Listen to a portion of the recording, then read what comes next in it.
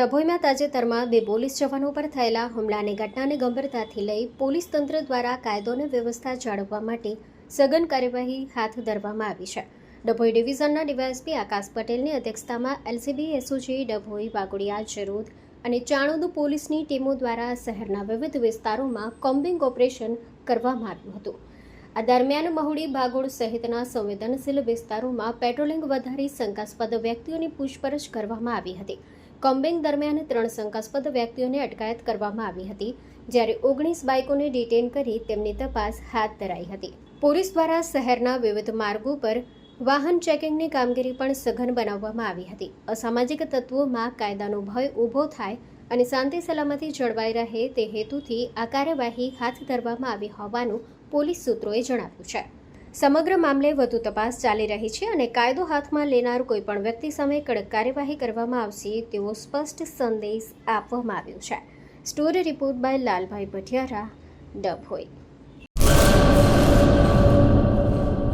Hello મિત્રો, હું છું અમિત ગોસ્વામી, ગુરુ મોબાઈલ એન્ડ ઇલેક્ટ્રોનિક્સમાંથી.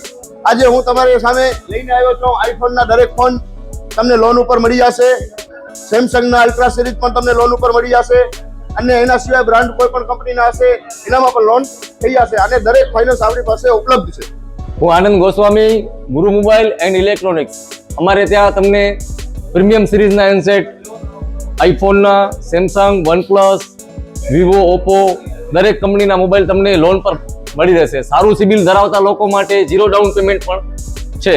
અને સાથે સાથે મિત્રો ઇલેક્ટ્રોનિક્સની આઇટમ પણ દરેક 0 ડાઉન પેમેન્ટમાં પણ થઈ જશે.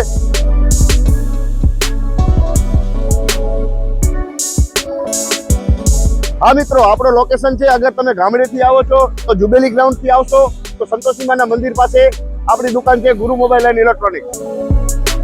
અને જો આપણે ભુજથી આવો છો આપણી દુકાને તો વીડી હાઈસ્કૂલથી લોહાણા ભવનની સામે ગુરુ મોબાઈલ એન્ડ ઇલેક્ટ્રોનિક્સ.